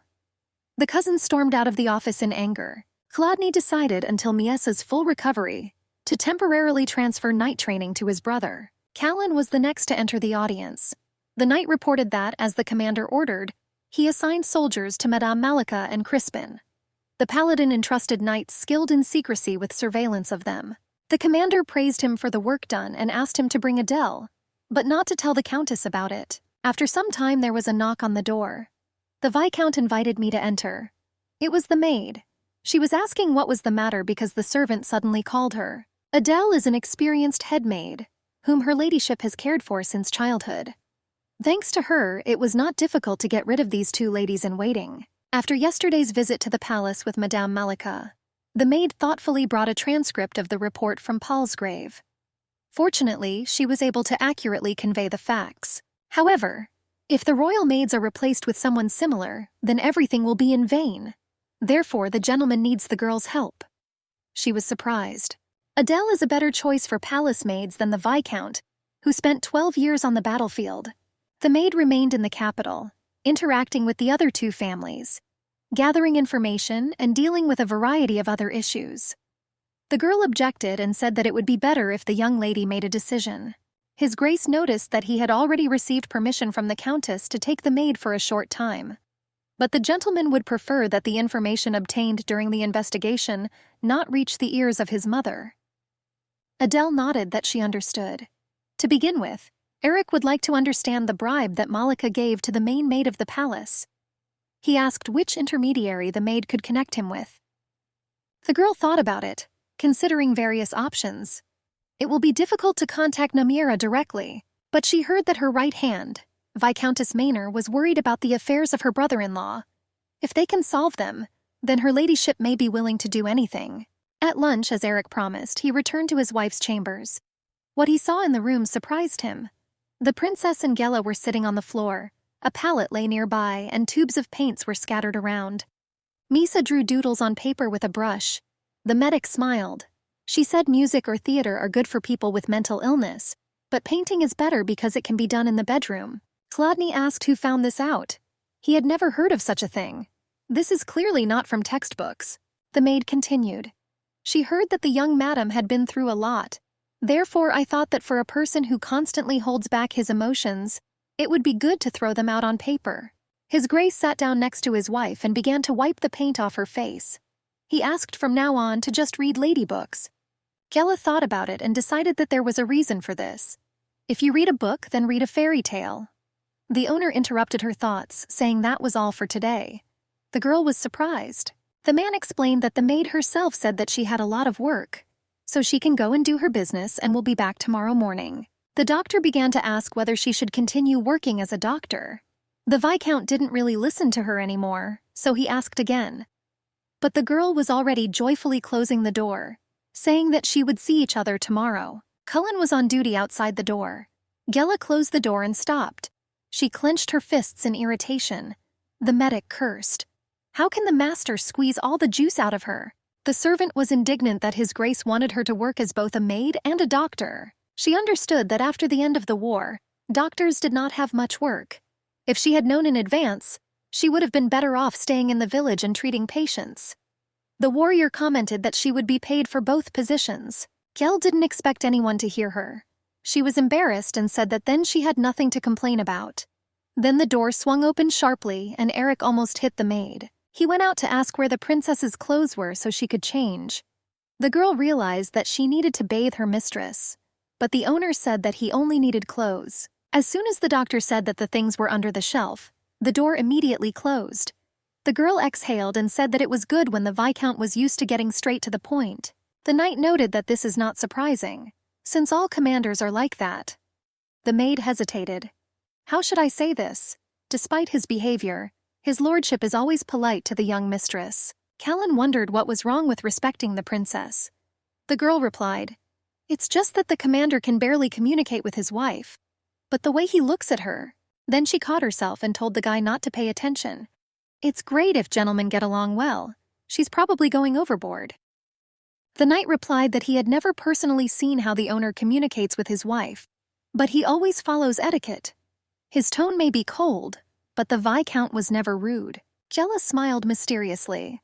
"Well, for now His Grace is not hiding anything from us." The warrior agreed. The commander is one of those who values trust most of all.